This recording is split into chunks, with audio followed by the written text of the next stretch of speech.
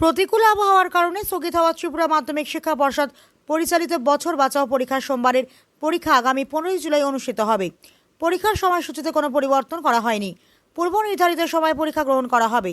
পর্ষদ সভাপতি জানিয়েছেন, পরীক্ষার্থীদের সুবিধার কথা ভেবে নতুন পরীক্ষার দিনক্ষণ নির্ধারণ করা হয়েছে। তিনি আরও জানান, সবকিছু পরিকল্পনা অনুযায়ী এগোলে চলতি জুলাই মাসের মধ্যেও বছর বাঁচাও পরীক্ষার ফলাফল প্রকাশ করা হতে পারে।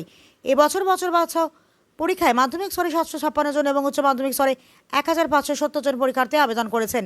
পর্ষদের পক্ষ থেকে পরীক্ষার্থীদের নির্ধারিত সময় নিজ নিজ পরীক্ষা কেন্দ্রে উপস্থিত থাকার আহ্বান জানানো হয়েছে। আগরতলার প্রতিনিধির রিপোর্ট, প্রতিদিন ত্রিপুরা।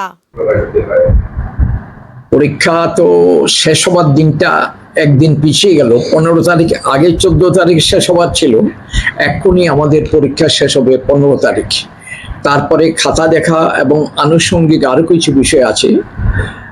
আশা করি এই মাসের 25-এর মধ্যে আমরা রেজাল্ট আউট করে দেওয়ার চেষ্টা করব। দেখা যাক, যদি প্রাকৃতিক দুর্যোগ আমাদের বাধা না দেয়, আমরা চেষ্টা করব বাই 25th রেজাল্টটা যেন আউট করে দিতে পারি।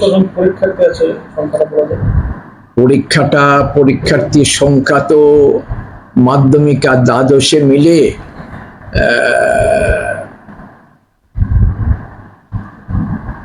2200 এমন বোধ হবে।